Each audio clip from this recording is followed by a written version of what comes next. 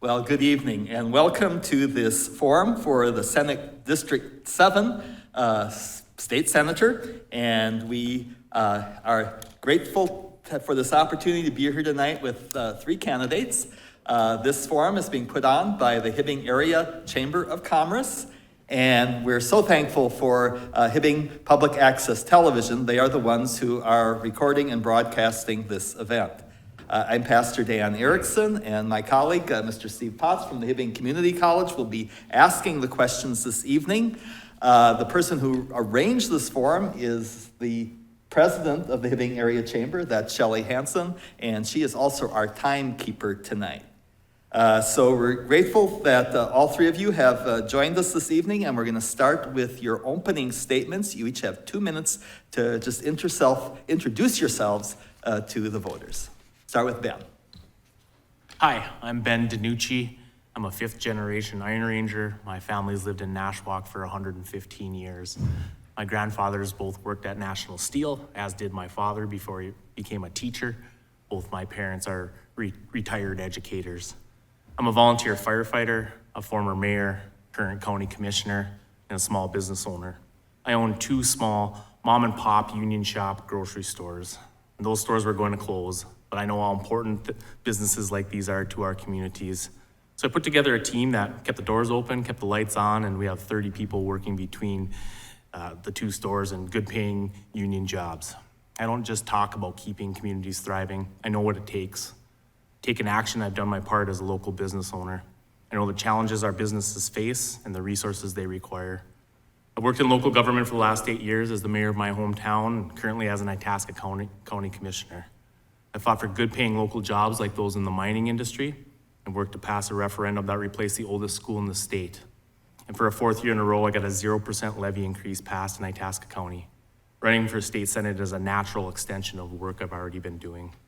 Times are tough. I talk to people every day who are struggling to put food on the table or fill their gas tanks. And it doesn't help when corporations who our workers make rich don't come to the negotiating table. I'm gonna fight for land swap deals to keep our minds open, eliminate Social Security taxes for our seniors, and raise the taconite homestead credit. We're losing a lot of institutional knowledge with the passing of David Tomasoni. Now, more than ever, we need an experienced leader that can be a strong, independent voice for us in St. Paul. We can't take a chance on a risky, extreme candidate. I have the experience to hit the ground running on day one as your state senator. Thank you, Ben. Kim, your opening statement. Thank you. First, I want to thank Hibbing Public Access Television, the moderators, and the Hibbing Chamber of Commerce for inviting me here tonight and for having this forum. I am a wife of 36 years. So that should demonstrate right there, I know how to work across party lines. That means something. I am a proud mother. I'm a graduate of Hibbing Community College and the University of Minnesota, Duluth. I have a bachelor's degree in accounting, and I'm a certified public accountant and a certified fraud examiner.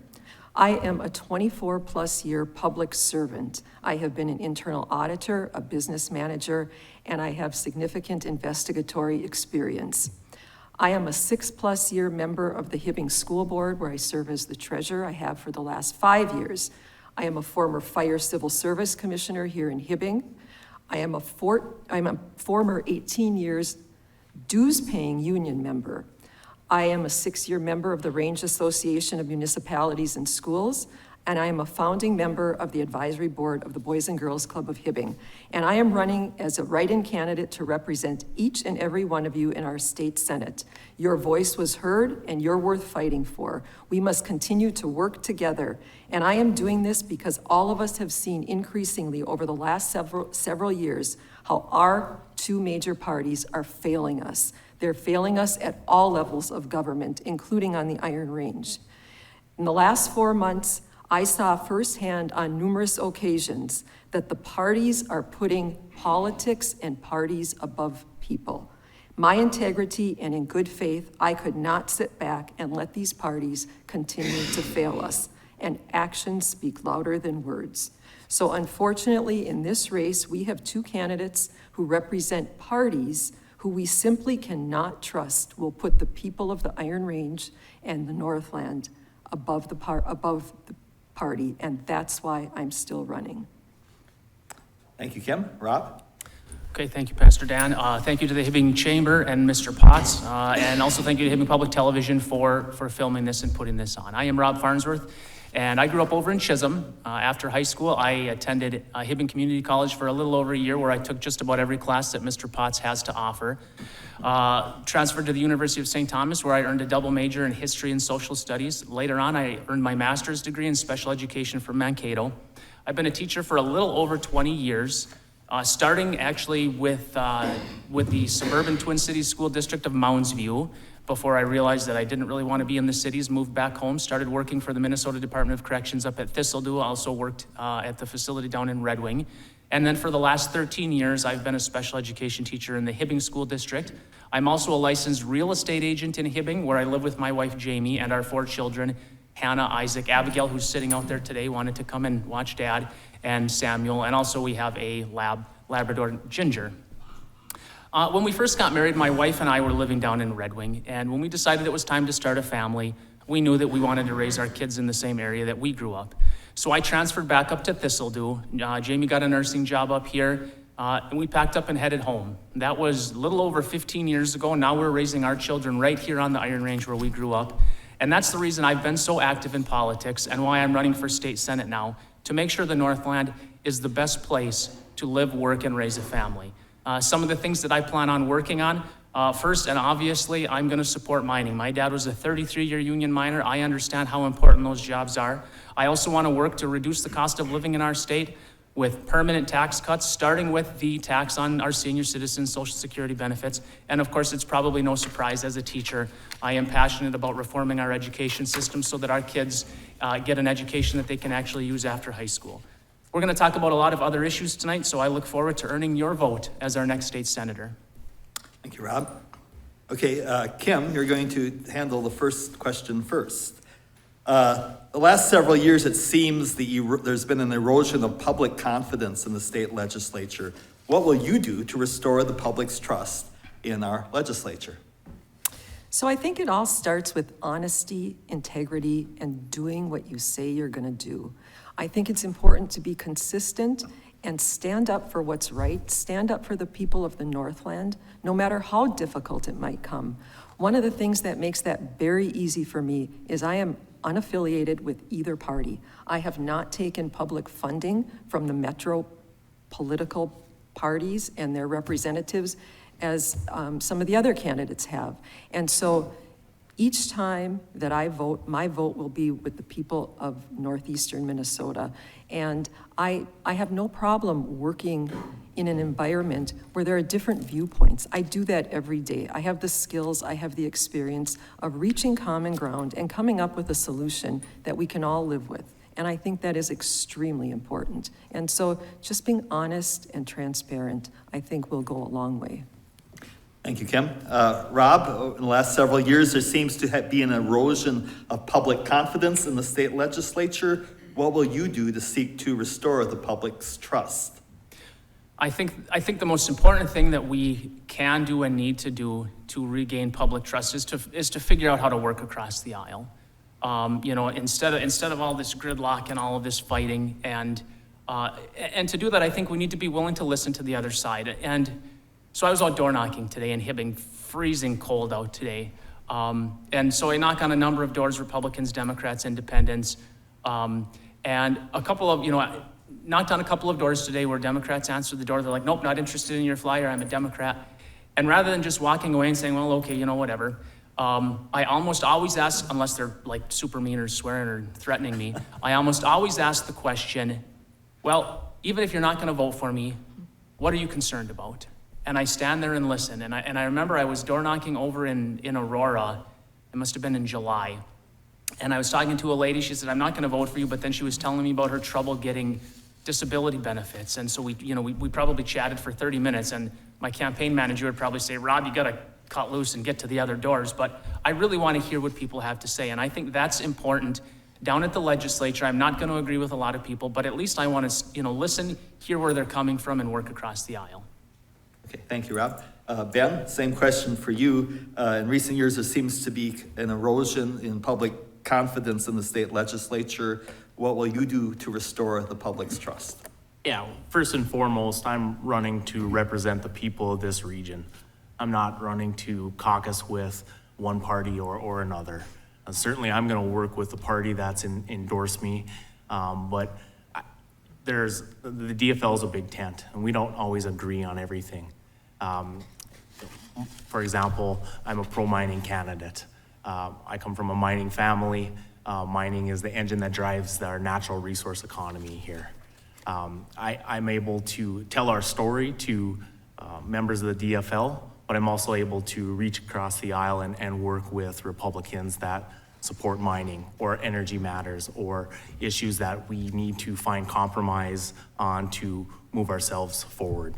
I've learned a lot of lessons from the late David Tomasoni. He was the master at gaining moving beyond partisanship to get things done. I think that was a great lesson that I learned in my time working with him, and I intend to conduct myself in the same manner. Thank you, Ben. Kim, you have 30 seconds for any response or additional comments. Right, and I think it's important to work across party aisles, and I think we can't forget there were two respected senators that left their party because working in a party and with a party, they realized that that was not getting the job done. I think more people are somewhere between the two extremes, and that's where I am, and that's what I want to do, and how I'm going to work together with both sides in order to continue to get the job done. Thank you, Kim. Rob, 30 seconds. Well, I just, when Ben mentioned Senator Tomasoni, I thought of a story from about probably eight years ago. So my wife and I purchased a house next door to the home that Senator Tomasoni's parents had. And so as he was preparing to sell that house, I got to know him, over those years. And I remember coming home one day with a friend of mine, and he was over there, and he's like, hey, come over here. Can you guys help me move some furniture out of the basement? And so me and my friend went down in the basement, and we moved the furniture out. And then he's like, oh, hey, if you want any of these tools, take any of these tools. And the promise that I make people is that if I have to help people move furniture out of their basement to work across the aisle, that's what I'll do. Okay, thank you. And Ben, 30 seconds. For the last 8 years, I've worked in local government in a nonpartisan seat, and I've learned the ability to work with everyone. You've got to be able to build coalitions to get things done, be it Democrats or Republicans, and I've been able to do just that. I've been able to be effective in local government through that experience, and I bring that experience to this campaign and election. Okay, thank you.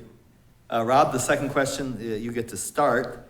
What should the legislature do with the state's estimated $9.25 billion surplus? Would you support how much of that would you support using for tax relief? Well, and now, Pastor Dan, the estimates for the surplus, it's looking like it's going to go north of 12 billion when the November forecast comes out. It could be as high as 15 billion. And so to me, that is proof that we are overtaxed in Minnesota. So absolutely, I support cutting taxes. And I don't support these one-time gimmicks like the so-called Walls bucks, but I support permanent tax relief so that middle-class, working-class people have more money in their paycheck at the end of every month. I support eliminating the tax on Social Security. Republicans have been trying to get this done since at least 2015, multiple times. The DFL, which there's no tax that they don't like, has stopped stopped the attempt to get rid of the tax on Social Security, and it's the right thing to do. We need to make sure we get it done. As far as what we would spend, our kids, our schools have been really harmed during the pandemic with the shutdowns. And, we need interventionists, we need more mental health. And so I would say that we should spend some of that surplus for our schools because there's been a lot of damage done by the lockdowns. We've got to get our kids back to where they need to be. Okay, thank you, Rob. Ben, same question for you. With the large state surplus, whatever the number is, do you support using some of that or how much of that for tax relief? Yeah, the surplus is a tremendous opportunity to provide tax relief to working men and women and not the super wealthy and big corporations. I want to see the tax on Social Security eliminated to help our senior citizens out. There's bipartisan support for that measure, and there's no reason why we can't get that done. Dedicating surplus funds to our schools, law enforcement, EMS will also help us alleviate tax burdens. And when it comes to property tax, increasing local government aid and county program aid is very important. As a first responder and a former mayor, I've put together a city budget. I've worked in those departments, and it's difficult to find revenues. The surplus provides a means for such revenues to give local government aid to our cities like Virginia, which I believe has an $8 million need for local government aid. We can certainly increase that level. Another area I think we have an opportunity is in increasing the taconite homestead credit. That'll reduce people's property taxes by $300. At the end of the day, the surplus is our ability to put $1 billion towards schools, use state funds to leverage, use matching state funds to leverage federal funds, and also put money towards wages that are needed for our workers. Okay, thank you, Ben. Kim, same question for you. With a large state surplus, would you support using that money for tax relief, and how much of that for tax relief? Certainly. I think first off, as a legislator, we need to sit back and we need to evaluate and understand the source of that surplus. These past couple of years, there's been a lot of anomalies, and we have to understand how much of that is actually permanent and being generated as a result of taxation or other revenue streams, or how much of it is an anomaly and simply flowing through from the federal government due to the stimulus funding. So I have the skills and the background to be able to sort through that and understand that. And then from there, I believe we have to look at how much we should refund in the way of one-time refunds versus income tax adjustments and modifications. And I completely support eliminating the tax on Social Security. Beyond that, I think we need to look at how much we need to reasonably invest in programs in schools, in LGA, looking at the formulas to make sure that we're meeting our needs and yet providing enough back to the local school districts and cities. And then from there, we can look at what we need to responsibly retain and hold back in government versus invest in our community. So I think it's just understanding, first of all, what the sources of the funding is and the surplus is. Thank you, Kim. Rob, you have 30 more seconds. Yeah, so I agree with Kim that a certain percentage of that $9.25 billion is an anomaly, and that's why I would say, that's specifically, sort of earmarked for things like, dealing with our education issues. But month after month, ever since we stopped getting all of the federal pandemic funding, month after month, and I don't have it in my notes, I wish I'd written it down, but we're bringing in about $120 million to $200 million every month more than is expected. So we're bringing in way more every month than is expected. We're overtaxed. Yes, some of it's an anomaly, but we're also overtaxed. 30 seconds, Ben. I think the budget targets that were established during this session, those targets were a good plan to move forward. We need legislators down at the state capitol that want to get that work done. When I'm out at the doors talking to people, I ask them, what do you think we should do with the surplus? Would you like some of that money back? And they say, of course. But what they really want and what we really talk about is the $9 billion worth of issues we have in the state and how that money should go towards solving some of those challenges. Okay, Kim, 30 seconds. I have no other comment. Okay, thank you. Ben, you are the first one on this. All of you have talked about working across the aisle, but the winner of this election may indeed be the one who determines which party is in the majority in the Senate. What impact would a DFL or a GOP majority have on our district? A DFL majority in the Senate would allow for, as we were talking about the last topic, surplus monies to be spent and problems to be solved. I think what we saw in the last session was the GOP majority in the Senate left everything on the table. I want to leave everything on the field. The DFL has an agenda that will invest in our education, invest in transportation, pay wages so that people can make a good paying wage at their jobs. The ability for the DFL to be in the majority will certainly change the amount of progress and work we get done in northern Minnesota. It'll allow for us to move this area forward, and it's really critical. One of the critical things that are at stake this year in the election. Thank you. Kim, same question. If you are elected senator, you will, maybe the vote determines which party is in the majority. What impact would a DFL or a GOP majority have on our district? Well, I prefer, I guess, to answer that in a way that I am running unaligned with either party. So my vote will be with the people of the Northland, and that's where I can choose to represent the majority view of the people in northeastern Minnesota. I can align, and I will stand up for women's rights.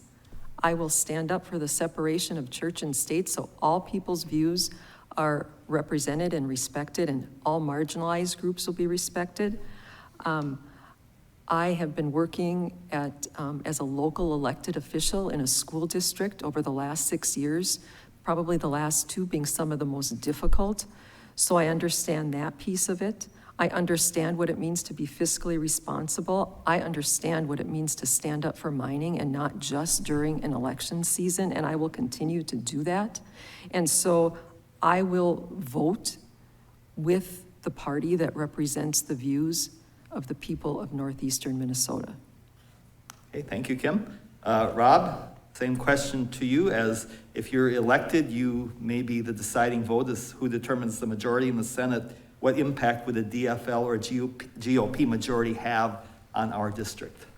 Well, this is fairly simple. A DFL majority would mean that there will be no new mining projects in Minnesota. The DFL has supported Prove It First. You know, DFL senators like Ann Rest down in St. Louis Park can't stand mining, want to put a stop to mining, and it's not just going to stop with copper nickel. It'll stop, it'll continue with taconite. I mean, look at the trouble that Mintac has had getting their permits. They've been waiting for 15 years for an air permit. So DFL control will mean no mining. It'll mean continuing to defund the police and not support our folks in law enforcement. It'll mean higher taxes, no tax relief. It'll mean that we're going to adopt things like the California car rules that aren't even adopted by the legislature. These are rulemaking by government agencies that the legislature hasn't been able to stop. And it'll mean that they're going to continue funding trains in the Twin Cities. And as your senator, I'm targeting the trains because we're spending billions of dollars on the trains while our roads and bridges are falling apart. And those trains require a subsidy year after year after year. Electing a GOP, electing a Republican Senate will mean you will have pro-mining legislators. We have had a number of Republicans that have proposed pro-mining bills in the last few years. It'll mean tax relief. It'll mean support for our law enforcement. I'm proud to be endorsed by the Minnesota Police and Peace Officers Association because we do support law enforcement. It'll mean giving the legislature the authority over things like these California car rules that Tim Walz is trying to force on the people of Minnesota. And it'll mean appropriate funding for our roads and bridges here in Minnesota. Okay, thank you, Rob. Ben, you have 30 seconds. I think what we saw this year at the legislature was the GOP chose politics over people, and that causes gridlock, and nobody wants to see that. It leads to very little getting done. We had $9 billion that we could have got, made a lot of progress. The other thing that's at stake here, I believe a DFL majority will protect a woman's right to choose her own reproductive health care decisions, and I think that's a very important aspect to this election. Thank you, Ben. Kim, 30 seconds. Yeah, related to this topic, I really think it's important, and I agree with Rob. It's important for mining in this area. I am extremely concerned that the candidate that's endorsed by the DFL party has already demonstrated back in 2018 that he spoke up against the entire Iron Range delegation when it came time to pull the Mesaba metallic leases. And he's aligning himself with Senator Rest, who clearly takes the position of opposing sulfide mining. We have mined up here responsibly and safely for decades, and we need to continue to do that. Thank you, Kim. Rob, 30 seconds. I agree with her. Okay, thank you. And now it's time for me to yield to my colleague from the Hibbing Community College, Mr. Potts. Thank you, Pastor Dan. And I should be completely transparent here. I work with Kim, and Ben and Rob are both former students, so I can honestly wish all three of you good luck on Tuesday, November 8th. Kim, let's start with you first on this one. Many metropolitan legislators oppose new mining projects in northern Minnesota. What would you say to them to persuade them to support further mining projects? Right. So I think communication is so important. I not only visited PolyMet and Twin Metals and got a better understanding of that, I actually took the bold and courageous move of communicating with one of the lawyers who represents one of the groups that opposes the copper nickel mining. And I had such a splendid conversation with that individual, and when we ended, he looks forward to working with me again. And I asked the simple question with PolyMet. They've been at the table for almost 2 decades. And I said, have the two parties ever gotten together and actually talked? And I was appalled and pleasantly surprised to hear that the answer was no. And I think there's more common ground than there's not. But this goes back to trust and integrity and transparency. As much as it is what's happening, was the way the legislation was put together. And there were groups that felt as though their voices were not heard. So I completely support mining, and I hope I answered the question, but working together and communicating. Thank you. Rob, same question. Many metropolitan legislators oppose new mining projects in northern Minnesota. What would you say to them to persuade them to support further mining projects? Well, we have a saying up here in the North Country that I think perfectly would answer that, and it's watch your own bobber. I would love, and that's kind of half-hearted, but I'd love to tell them, hey, your water is 10 times dirtier than ours. We've been mining for 120 years, and we have the cleanest water in the state. That's not gonna work, right? So a little bit of tongue-in-cheek there. I think we need to bring them up there. We need to bring them up to tour PolyMet. When I toured PolyMet, I was surprised to learn that when they actually start mining, it's going to be cleaner than it is now because the tailings basin is actually leaching sulfides right now, and nobody's responsible for it. But when PolyMet takes over, they're gonna put the drain tile system around the whole system, so the water that's discharged will be cleaner than it is now. And I think they need to understand that. I think they need to learn about the Twin Metals project, that it's gonna be 400 to 5,000 feet underground. It's going to discharge zero water. It's gonna be at least 200 feet below the water table. And I think if we can actually get them up there to learn about this, that's gonna go a long way. And one of the things Representative Igo actually has been working on is a Zoom call, and he's been inviting as many representatives and senators and stakeholders as he can to get on these Zoom calls with these folks that are working on these mines so that they can learn about the mines and actually see what good it's gonna do. We need these minerals, for everything from cell phones to pacemakers to solar-powered cameras, I guess, or lights. So we need to get these materials here at home. Thank you. Ben, many metropolitan legislators oppose new mining projects in northern Minnesota. What would you say to them to persuade them to support further mining projects? Yeah, I've supported these new mining projects since my time as a mayor and my involvement in RAMS. I've attended the rallies. I have testified in support of the projects, wrote letters of resolution. I think we need to change the discussion around these projects to one of the ethical nature of where we get these minerals from. I like to say that we need to think globally, but mine locally. We all want cell phones and iPads, and the onset of electric cars produces a need for these minerals, and we have a decision to make.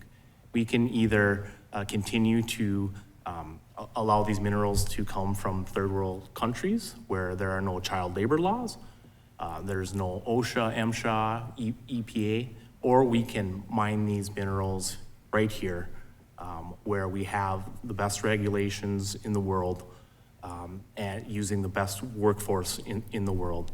I think the nature of the discussion needs to change, and I think I'll be able to tell that story to those legislators that need to hear it.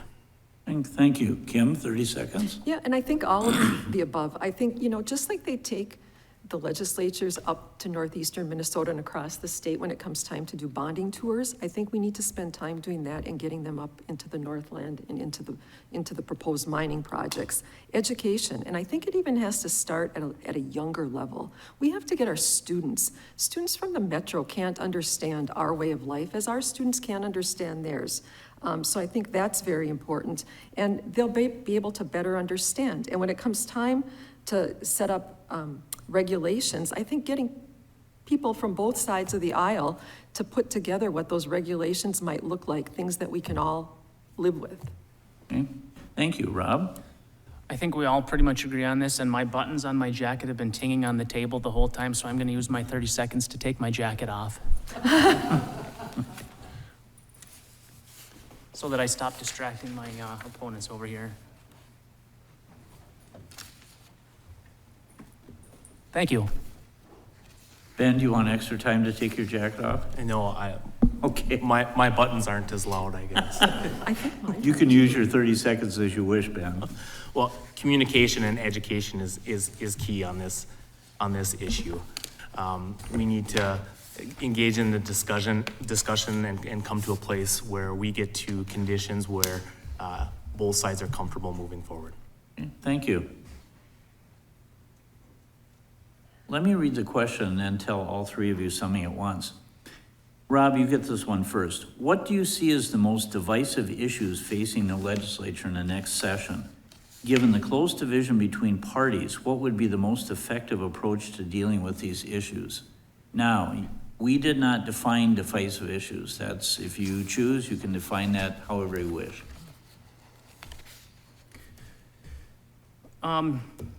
I think we've been talking about mining, but I think mining from a range perspective is going to be the most divisive issue. We look at it as a matter of our livelihood. I grew up in the home of a 33-year union miner, and I know how much those jobs mean. And so when activists in the Twin Cities attack us, I feel that personally. And I think they have their own perspectives down there where they're, genuinely concerned about the water, and I think they've been misinformed or lied to.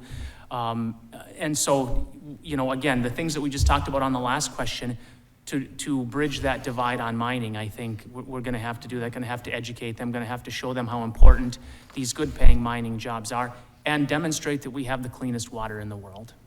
Thank you. Ben? I think the most divisive issue is choice, a woman's right to choose and make decisions about her own body. I think that's really what's at stake in this election, and I think it's going to be tough to bridge that gap because it is such a polarizing issue. I'm a pro-choice candidate. I believe that women should make women's reproductive health care decisions. I want to keep the government out of your doctor's office. That's the difference between myself and my opponent. Thank you. Kim? So you said divisive issues? Yes. Okay, so the divisive issues that I believe are preventing us from moving forward, there's a few of them. Political parties is the first one. I think choice and women's rights, and I think the separation of church and state and the freedom for people to align and marry who they want and be who they are. I think mining is another divisive issue. And so I think that political parties are distracting us and dividing us, when for all practical purposes, I think our viewpoints are far more similar, and there's more of us in the middle than on the left and the right. I think women's rights, who better to stand up for a woman than a woman? I am absolutely pro-choice. What works for me may not work for the other woman, and it goes beyond healthcare rights.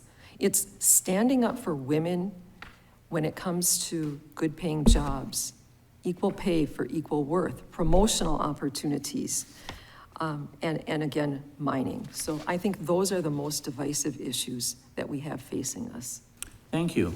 Rob, 30 seconds for Well, the one that rebuttal. I haven't commented on, that everybody's on pins and needles waiting for, is I am pro-life, and I'm not going to apologize for that. Of course, I think that there should be some exceptions, for instance, to save the life of the mother. It's interesting that my opponent keeps calling me extreme, like somehow he got a memo and has to use the word extreme at least 3 times in each of these events. According to a KR11 Star Tribune poll, 71% of the people in Minnesota believe there should be at least some limits on abortion. The majority of those people think that it should be somewhere around the first trimester. So I'm so extreme that I'm with the 71% of Minnesotans that believe there should be some limits on abortion. That's how extreme I am. My opponent has articulated no opposition to abortion, including if a baby is 40 weeks at development. To me, that's extreme. Ben, 30 seconds to respond. When we start to limit people's freedoms and people's freedoms erode, the question is what's next? First, it's a woman's right to choose. Then maybe it's a woman's right to vote. Then maybe it's a woman's right to marry who they love. I think this is an important topic to discuss and a critical issue in this election. Thank you. Kim, 30 seconds. Again, I think Roe versus Wade has been working for us, has worked for us for a multitude of decades. And of course, we have to be reasonable, rational people. We have to communicate, and we have to rely on the experts. We have to bring people to the table to come together to find that common ground. Nobody wants to do anything that's hurtful.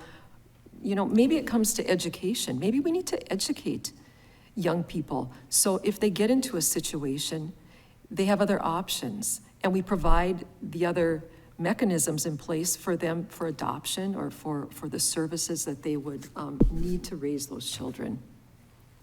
Thank you. Ben, you get this next question first. Our nation needs extensive mineral resources to implement the green economy and clean energy technology. Northern Minnesota can provide these valuable minerals. What should be the path forward in the legislature to encourage responsible mining to meet these needs? Yeah, so certainly we have the means to provide the minerals for the green economy, and it should come from northern Minnesota. It's a tremendous opportunity for this region to expand mining, create good paying union jobs, and our communities, along with our school districts, would certainly benefit from precious metals mining. Like I said before, we've been mining for 135 years. Nobody does it better or safer. We have the best regulations and the greatest workforce in the world. Thank you. Kim, same question. Our nation needs extensive mineral resources to implement the green economy and clean energy technology. Northern Minnesota can provide these valuable minerals. What should be the path forward in the legislature to encourage responsible mining to meet these needs? Again, and I agree with Ben, we have child labor regulations, we have environmental regulations. If they don't get the minerals here, they're gonna get them someplace else and in a way that's not as safe. I think it takes, again, communication and education of our counterparts down in St. Paul. They need to understand the process, and I think that they would be on board. I think we have to look at the permitting processes. I think we have to look at the composition of regulatory boards. We have to look at tax incentives. We have to look at frivolous litigation. And there has to be some kinds of controls and repercussions in place, so there just can't be frivolous lawsuits that will stall this on into the future. We need these resources, and so there's nobody that wants clean water and a clean environment than those of us who live here. We want to enjoy the outdoors. We do enjoy the outdoors, but we need to start off by communicating in an honest way, in a way that there's integrity, and we have to bring people up here. We have to educate them. We have to show them. Again, like Rob said, going to PolyMet, going to Twin Metals, it is amazing. And I encourage anybody to go there. They're responsible companies, and they are committed to a safe environment. Thank you. Rob, same question. Our nation needs extensive mineral resources to implement the green economy and clean energy technology. Northern Minnesota can provide these valuable minerals. What should be the path forward in the legislature to encourage responsible mining to meet these needs? So I recently toured both Polymet and Twin Metals and working on setting up tours for other facilities. And a couple of the big things that they said they need regulatory stability. They need to know what the timeline is when they request a permit. And right now, they don't know what the timeline is. You know, they might expect that it's going to be 2 years and it gets dragged on to be 10 years. So a couple of the things that the legislature could do is put time limits on the permitting process. And if a permit is denied, then, you know, maybe call that agency into a committee meeting and have them explain why that permit was denied, which is one of the bills that Representative Igo has proposed in the past. Kim mentioned frivolous lawsuits. That's another thing. I mean, Polymet had all of their permits. They were ready to start building, and then the lawsuits got, I think, 4 of the permits pulled. And so, and you know, some of these lawsuits are clearly frivolous. And so we need, and the frivolous lawsuits would help, you know, if we could put a stop to that in other areas, it would help in multiple areas across the state. But agencies need to be held to account when they're not answering. You know, as I said earlier, Mintac has been waiting for an air permit for 15 years, and that's absolutely absurd. They need to be held to account when they're not doing their job on time. Thank you. Ben, 30 seconds for additions. So I would work on legislation that streamlines the permitting process. That's clearly what has to happen, and Polymet's a great example. If the process takes over 20 years, it's no longer a process, and that's just unacceptable. Thank you. Kim? And I agree that we need time limits on permitting, and we need to hold our agencies accountable. And I have the skills and experience. For 18 years, I held a state agency accountable, and I know how to bring people to the table. So I have the skills, the experience, and the knowledge in terms of how to hold state agencies accountable. And clearly, by being here today, when I'm passionate about something, I actually walk the talk. I will hold agencies accountable. Rob, 30 seconds for any additions. Nope, I don't have anything to add. Thank you. Next question, you first, Kim. When it came to passing needed legislation, the state legislature performed poorly in its last session. How can you more effectively work with fellow legislators and the governor to make legislative progress? I think we have to look at the process in order to make legislative progress. We have to understand what's in the legislation. We have to understand what's in the bills. We have to be transparent and open and not wait until the last hour and try to slip all this legislation through that nobody's had an opportunity to even evaluate. So I think it's important just to have those relationships, to be able to walk down the hall, have conversations, open and honest conversations, even when they're difficult conversations. Again, I firmly believe that the vast majority of the people want what's best for the people. But it's getting to that point and having those difficult conversations and finding that common ground. Thank you. Rob, same question. When it comes to passing needed legislation, the state legislature performed poorly in its last session. How can you more effectively work with fellow legislators and the governor to make legislative progress? You know, I think you said they performed poorly the last session. It's not the last session. They've performed poorly for a number of sessions. And I would say the problem is that our legislators, our elected representatives, our elected senators are not given the opportunity to vigorously debate these bills. We have the governor, the Speaker of the House, and the Senate Majority Leader that huddle together and they negotiate these deals, and then they bring the deals back to their members and they expect a certain number of them to vote for these deals. And there really has been no back and forth, no discussion. I think we really need to get these bills back in front of the people's elected representatives and senators so that we can discuss them out in the open. And I think that's probably the first step in moving in the right direction to not having this dysfunctional form of legislature that we've had the last number of years. Ben, same question. When it came to passing needed legislation, the state legislature performed poorly in its last session. How can you more effectively work with fellow legislators and the governor to make legislative progress? Yeah, I felt the value of getting things done at a local level. bring that experience to the table. I was on a project team that helped pass a referendum to replace the oldest school in the state. Just happened to be in my home district of Nashwauk-Keewatin. I worked with our local elected officials to organize support for the project. I used my relationships with U.S. Steel to get a 40-acre land donation so that the school could be built. And finally, I used my relationships with our range delegation and members of the IRRB to get the needed funding. I had that experience building coalitions, and I would use my ability to build relationships with legislators on both sides of the aisle to get things done.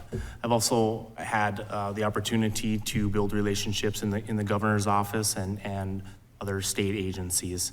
I feel like I have the experience to hit the ground running on day one as the next state senator from District 7. Okay, thank you. Kim, 30 seconds for any additions? Yeah, you know, I think we need to, certainly, we have not seen a state that's gotten the job done, and we're talking about holding agencies accountable. As a legislator, we need to hold ourselves accountable. If we can't get the job done, there should be repercussions. And you know, maybe we should think about term limits for our elected officials. You know, people get too comfortable and they get too complacent. The other thing is, I too have worked in a nonpartisan fashion where we've gotten the job done, and we can't get the job done on the backs of the taxpayers. We have to do it fiscally responsibly. Rob, 30 seconds for additions? Yeah, so I've been a union member for almost 25 years. Most of my time in the union has been in Education Minnesota, which, as you probably know, isn't the most favorable for Republicans. And I would spend time in the teacher's lounge over at Hibbing High School, where my office was, and we would get into some vigorous, and that's putting it kindly, some vigorous discussions in the teacher's lounge. And we would talk politics and whatever else, but at the end of the day, we'd slap each other on the back and we'd go back to work, and we didn't take it personally. And some of those folks who think they're Democrats, I don't really think they are, but some of those folks are some of my best friends that were able to debate things vigorously and then shake hands and move on. Thank you. Ben, 30 seconds for additions? I'd just like to add that the power of organized support has been something that I have found very valuable when it comes to helping move the process along and making progress. That's something that I would lean on heavily as well in this role. Okay, thank you. Rob, you get the next question first. Minnesota politics has become a minefield. How would you promote civility in the legislature? You know, I think I just gave the answer. You know, I think that we need to be able to have vigorous debates, that we should debate bills one at a time, rather than having these huge bills where they lump everything together. For instance, we've all been talking about the tax on Social Security. We all want to get rid of, well, I don't remember if Kim said she did, but I think she does. We all want to get rid of the tax on Social Security. It didn't get done because they were trying to lump it onto, you know, a bigger bill. Why not just debate that one tax bill and vote yes or no, then move on to the next one and the next one? I think we have to quit lumping all of this garbage together and take each and every one on their merits. And again, stop taking things so personally, you know, shake hands at the end of the day. It's kind of like, so okay, this is juvenile, but I'm, whatever. There's this old Looney Tunes cartoon where the Wile E. Coyote is chasing after the Roadrunner, right? And so they're running around chasing after each other. And then at the end of the day, they walk out and they punch out with their time card and they walk out the gate and they're like, hey, you ready to go for drinks, Bob? Yep, let's go. That's what politics needs to be. When it's time to debate, let's debate and chase each other around. But when it's time to punch out, shake hands and be friends. So you're saying if they drank more, they'd be friends? Just checking, Rob. Something like that. Ben, Minnesota politics has become a minefield. How would you promote civility in the legislature? Well, I agree. I think parties have become very extreme on both sides. And that leads to just nothing getting done.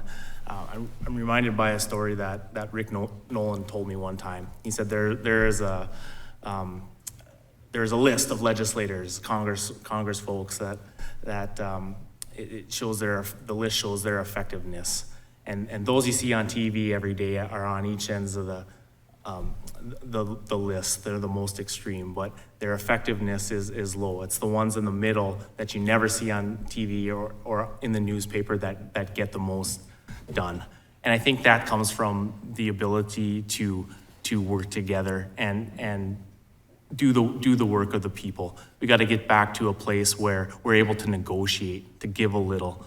I heard once that saying that a good compromise is where both sides feel like they lost a little bit. If you can lose a little bit and keep moving forward and getting done, that progress is much more beneficial to the people we serve than getting absolutely nothing done. Thank you. Kim, Minnesota politics has become a minefield. How would you promote civility in the legislature? Well, I have to say, civility in politics, what I've learned over the last 4 months, it's really hard to use those two words in the same sentence. And until you've run for a public office of this level and this magnitude, it's hard to imagine. I can't imagine parties that are trying to win elections, yet preventing people from talking to other people. We are all human beings, and we need to celebrate our differences, and we will end up in a better place. You know, there are givers and there are takers, and I hope that everybody here wants to give and wants to leave our state and our district in a better place than they found it. And you really have to know who you are, and you really have to have some self-actualization and why you're here. Because if you're here because it's the state senate, that's the wrong reason to be here. You have to be here because you want to make the Northland the best it can be. And you have to work across party lines. And like Rob said, at the end of the day, you celebrate your differences, you respect your differences, you shake hands, and you move on. Rob, 30 seconds for additions. I think my Looney Tunes analogy hit rock bottom, so I probably better not try and go anywhere from there. Okay. Ben, 30 seconds for additions. Nothing to add, Steve. Kim? No, other than, I'm gonna just say again, two well-respected senators who knew how to get the job done and worked for the people of the Northland left their party. They were longtime party representatives. They understood what it meant to have to get the job done. And that's why I'm running, because I believe I have the skills and I can represent the views of the Northland, taking the best from both parties and leaving the extremes aside. The last question, well, other than your closing statements. You thought I'd forget, didn't you? Kim, you get this one first. What should the state senate do to better meet the needs of primary, secondary, and higher education? Oh, there's so many needs. First of all, we need to look at making permanent the things that we've been able to do with stimulus funding in our schools. And I'm honored to be on a school board and understand that, but definitely the mental health, the social emotional needs of our students. We have to find funding. We have to look at the funding formula. Just increasing the formula for inflation is not enough. The wealthy districts are going to get wealthier, and the districts that are suffering from small and declining enrollment are going to continue to suffer. We have to be able to implement new curriculum.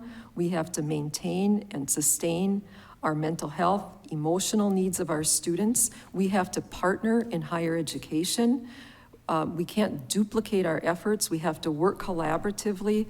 And again, we need accountability measures. And we need to make sure that the needs of our students in all levels, and we have to invest, as I'm proud to say, we have invested in a 32,000 square foot early learning center in Hibbing. We have to invest in our earliest learners so they have a solid foundation to move through their life. Rob, same question. What should the state senate do to better meet the needs of primary, secondary, and higher education? Well, as I said earlier, our kids' mental health is really in trouble right now, and a lot of that has been exacerbated by the by the lockdowns and, schooling at home. And I have a master's degree in emotional behavior disorders. And so for much of my career, it's been working with kids with emotional problems. And I just see that it's getting, much more difficult. I know in the Hibbing School District last school year, they hired a mental health professional to come into the school and provide therapy during the day. And within like 2 weeks, she was full, so they had to hire somebody else. They hired new intervention specialists because so many kids came in not ready academically. And so that's why I said we're gonna have to spend some of the surplus to try and increase funding for things like that.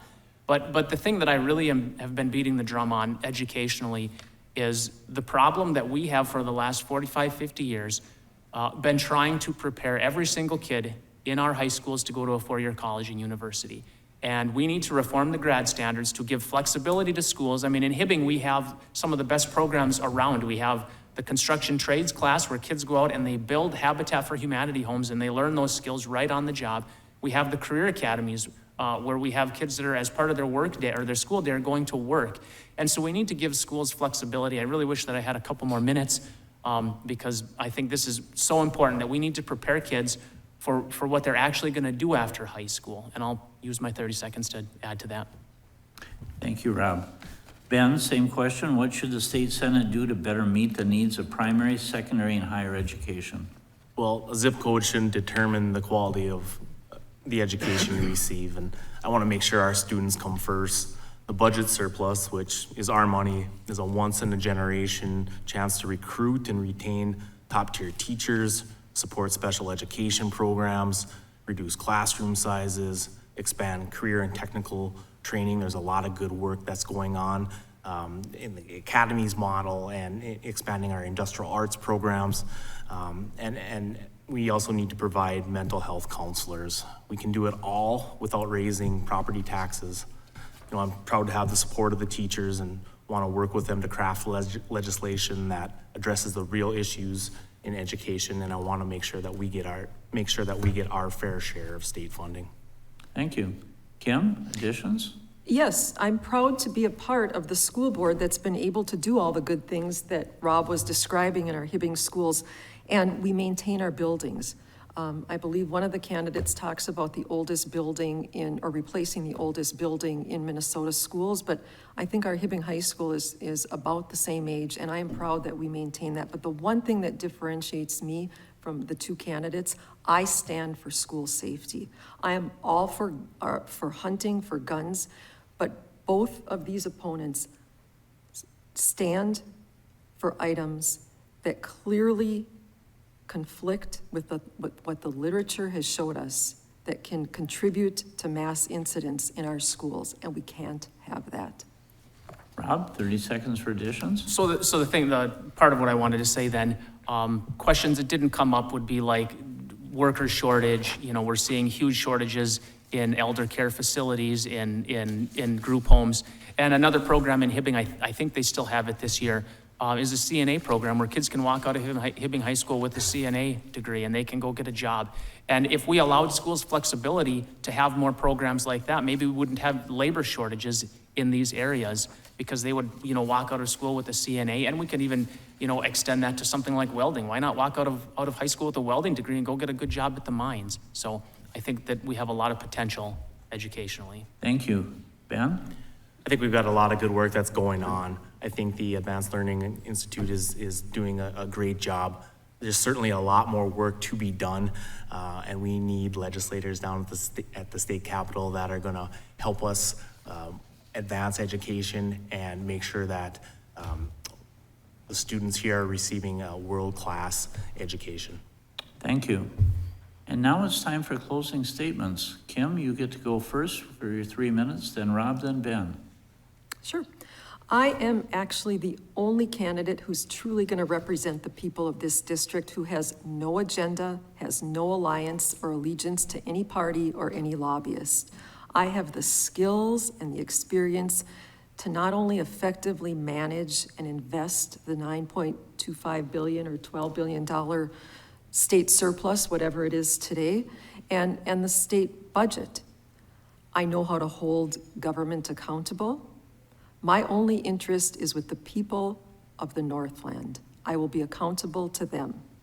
I will fight for the great things that make our area as great as it is. I will fight for great union jobs. I will support small businesses, local businesses, which, by the way, I did with all my campaign materials and literature. Can't say either of the opponents did. I want to make sure our kids have the best education possible across the Northland. When we all treat people with respect, we can make decisions and trust that people can make decisions for their own lives, and that includes their healthcare rights and the rights of women. We'll move forward. When we don't let political parties make us think we're more different than we are alike. They're always pointing fingers at each other. They're saying it's the other side, and they're politicizing matters that shouldn't be politicized. It's going to keep our state stuck if we continue to let that happen. That's why we have $9.25 billion stuck in St. Paul. And people will say, how will a write-in candidate ever win? If we want to change the direction we're moving, we can do that. My opponent in the primary election had 41 more votes than I did, with every endorsement you could imagine, including the party endorsement. That's clearly demonstrating parties are not working for the people of the Northland. I am not an endorsed candidate, and I am proud of that. And I will admit, when I filed, I contemplated running as an independent, but I was optimistic that the DFL party wasn't what it was. I didn't realize until I ran myself how much these parties prioritize parties above people. It's deep and it's dark, and we need to change that. And if you want to just fill in the circle and do what's easy, vote for one of the candidates. We'll stagnate. So I challenge you to be bold and write in Kim McLaughlin for state senate. When you see Rob and you see Ben's name, cross those out and write in Kim, and I can guarantee you that we will move forward in the Northland. Rob, 3 minutes for close. Okay, well, again, I would like to thank everybody for coming. I'd like to thank the chamber again for hosting this. Mr. Potts, Pastor Dan, you guys are always every year or every 2 years volunteering to do this. And a special shout out, Hibbing Public Access and Ron Werkla, who's in the back. I recently learned that he's been doing this volunteer year in and year out. So wanted to acknowledge him back there. My wife Jamie and I grew up right here on the range. We were both raised in the homes of miners. My dad worked at Menorca for 33 years, and Jamie's dad, Bob, worked at Keetac for 34 years. We've experienced the ups and downs of mining. In the 1980s, both of our dads experienced prolonged layoffs. Those were tough times. A lot of families, thousands of families were forced to move out of the area. It seems like every third person I talk to down in the Twin Cities is either from here or one of their parents is from here. That's how many people we lost. And I'm so glad that my parents and Jamie's parents stuck it out so that we could grow up here. So when these Metro activists stand against mining, I tend to take that personally. The thing is, and maybe they don't realize it, but mining is the absolute backbone of almost everything that we have up here, whether it's entire cities that were built by the mines like Hoyt Lakes or Babbitt, or the schools like the one right down the street. It was all paid for through mining. And it's not just the things paid for directly by mining. We're also talking about hospitals and grocery stores and clinics and car dealerships that are supported through the paychecks of our miners. We're talking about infrastructure that was paid for with IRRB dollars. Many of the roads that these activists used to get up to their campsites in the Boundary Waters were paid for by, you guessed it, the mines. So as we've talked about these issues tonight, we have to remember that full support of our mines and miners needs to be at the absolute top of that list. As you've listened to our discussion tonight, I'd like you to think about who you trust to support our mines and our miners. For the last 20 or 30 years, we've trusted 2 men in the Senate that have been fierce fighters for the Iron Range. But remember, they left the DFL because they caucused with Republicans because they realized that the DFL no longer cares about the Iron Range. They no longer care about the Northland. You've heard a lot of the same answers. We've agreed on awful lot of things tonight. We're all gonna support, mining. We all support LGA. We all want fully funded schools. We all want better roads. But without mining, there won't be a whole lot left for any of those things. And if the DFL has their way, there won't be any mining up here. So I'm asking for your support and your trust on November 8th. Thank you. Thank you. Ben, 3 minutes for close? Well, thanks, Steve, and thanks to Pastor Dan, Shelley, and everyone at the chamber, and of course, Ron. Thanks for your time and energy tonight. It's been my pleasure to be here to talk about these important issues that I'm very passionate about. When lawmakers choose politics over people, we suffer. I'm not interested in extreme politics that lead to gridlock we're experiencing. And elections have consequences. What's at stake in this election is the freedom to choose what private healthcare decisions people make. I believe women's reproductive healthcare decisions should be made by women. I want to keep the government out of your doctor's office. My opponent wants to make those decisions for you. My whole career has been based on serving my community. I've been effective in local government, and I know I can be effective at the state level. I know the value of getting things done, and now more than ever, we need people in St. Paul that can get the work done for us here at home. Access to high-quality healthcare, safe nursing, and assisted living homes, and not having to worry about increased costs of living are the foundations to grow our communities. I will sponsor legislation to eliminate Social Security taxes, raise the taconite homestead credit, and set payment limits on our prescription drugs. As a first responder, I see the courageous work law enforcement does every day. I'll make sure our departments have enough funding to fight gun crime and never have to choose between the best training or equipment. I want to use my experience to make sure that the Iron Range continues to be the best place to live, work, raise a family, and retire comfortably. I need your support to be able to do this and do that work. I'm asking for your vote on November 8th. Thank you. One of the proudest things as a teacher is to see a colleague and 2 former students. Great job, guys. Thank you to HPAT for covering this. Ron Werkla always does a miraculous job. This will be streamed on Facebook. It will be live. Thanks to Shelley, who is a master at details and keeps us on time. Thank you for the audience, those of you who are here, those of you who are watching. And I thank my colleague, Pastor Dan. We've been doing this for a few years now, and so far we haven't screwed up too badly. So thank you all for being here. Thanks to the 3 candidates. We appreciate you sharing your views with the public, and we wish you all good luck on Tuesday, November 8th. Unfortunately, we can't elect all 3 of you, but one of you will walk away with the prize, I guess, if it is a prize.